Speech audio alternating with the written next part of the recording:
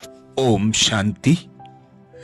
त्याग और तपस्या की मूर्ति राजयोगिनी दादी जानकी जी, जो प्रजापिता ब्रह्मा कुमारीज ईश्वरीय विश्वविद्यालय की अतिरिक्त मुख्य प्रशासिका थी।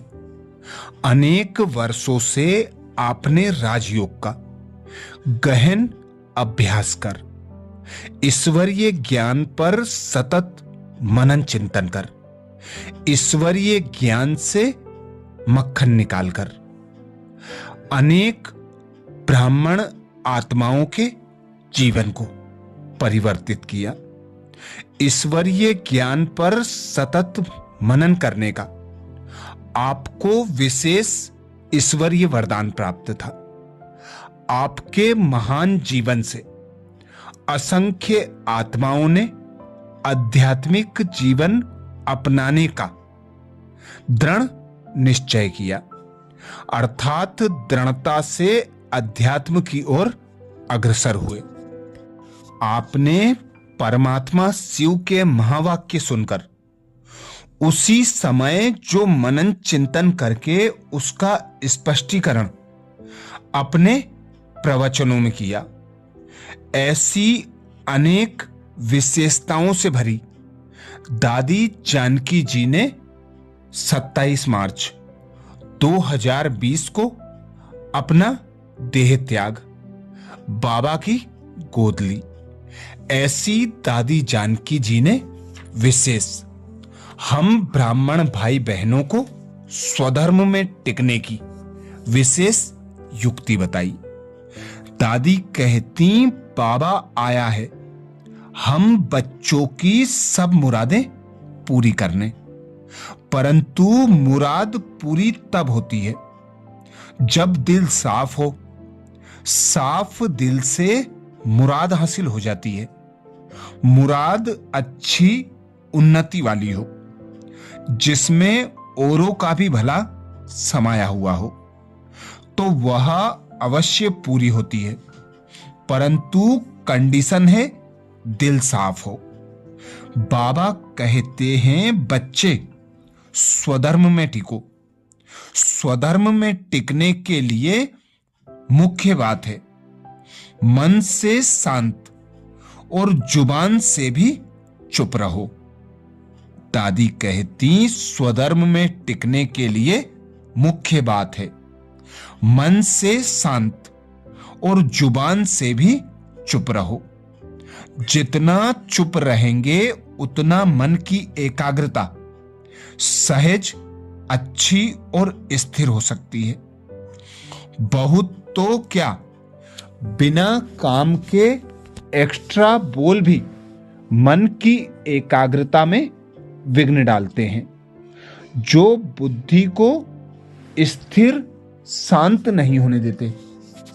हम स्वधर्म में ऐसे स्थित रहें जो कछुए मिसल कर्मेंद्रियों को काम में लाएं फिर समेट लें। ख्याल रहे मैं आत्मा इनसे करा रही हूं। हमारा धर्म ही कहता है स्थापना का कार्य चल रहा है। सत धर्म की स्थापना में मैं बाबा की मददगार हूं। मेरा मन वचन कर्म धर्म की स्थापना के कार्य में है। धर्म की पालना से हम किसी भी हालत में नीचे ना आए, स्वधर्म में टिके रहें। नेचुरल अडोल स्थिति ऐसी बनी रहे जो उस समय स्थिति अडोल बनाने में मेहनत नहीं करनी पड़े। जब कोई शरीर भी छोड़ता है तो जरा भी चिंतन नहीं चलता किसने कैसे शरीर छोड़ा, उसकी क्या स्थिति थी। इन सब बातों का चिंतन ना हो। हम ईश्वरीय परिवार के बीच में बैठे हैं। इन सब बातों की आवश्यकता ही नहीं है। जहां मेरी सेवा होगी, आवश्यकता होगी, सेवा मिल जाएगी। चुप रहना अच्छा है। चुप रहना माना ऐसा नहीं कि शक्ल बना लेना। चुप रहना माना हर्षित रहना। जितना जो मौन में रहता है उसकी शक्ल चमत्कारी हो जाती है, तेजस्वी बन जाता है। तेजस्वी रूप कैसे बने? दादी कहती, तेजस्वी रूप कैसे बने? तपस्वी तेजस्वी होता है अंदर से, अंतर मन से ऐसा पुरुषार्थ हो। एक तो दिल साफ हो, दूसरा चुप रहना है, तीसरा स्वधर्म शांत है, चौथा कराने वाला बाबा बैठा है।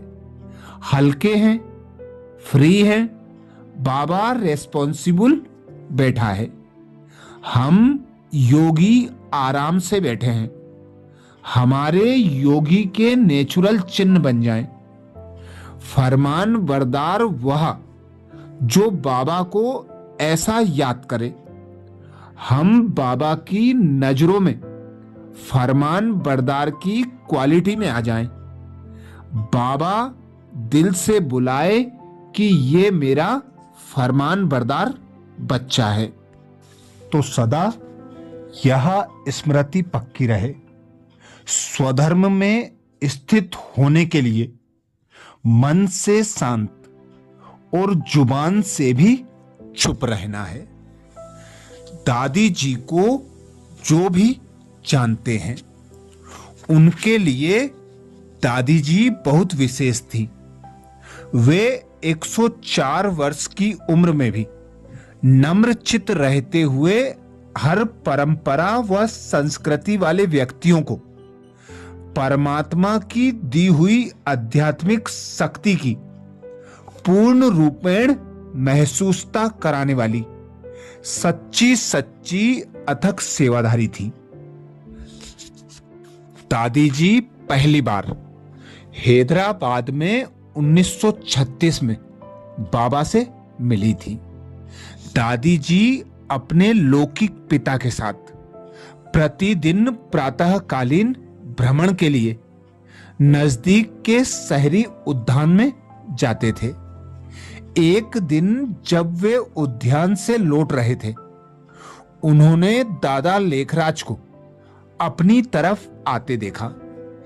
दादी जी के पिता, जो कि उम्र में दादा से छोटे थे, दादा को झुककर नमस्कार करने लगे, लेकिन दादा ने ऐसा करने नहीं दिया।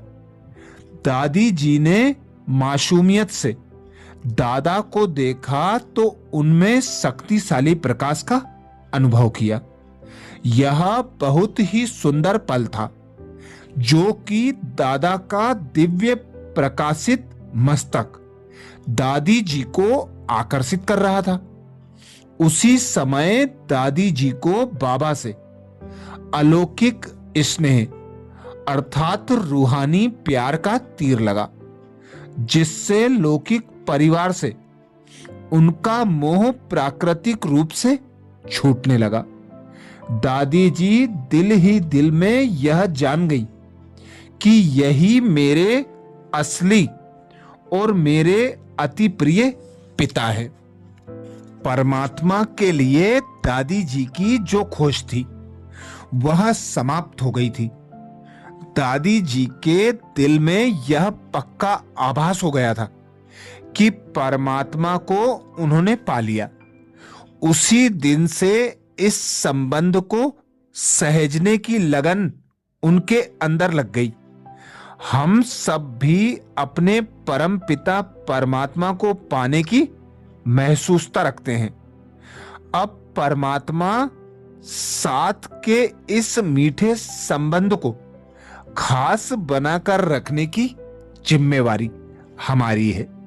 जिस प्रकार दादी दिन में कम से कम 5 बार मुरली पढ़ती थी, बाबा की सदा याद की लगन में मगन रहती थी, सदा बाबा के ज्ञान का मनन चिंतन करती रहती थी। दादी की बुद्धि सदा साफ स्वच्छ क्लीन रहती थी। वे सदा एक बाबा की ही होकर रही।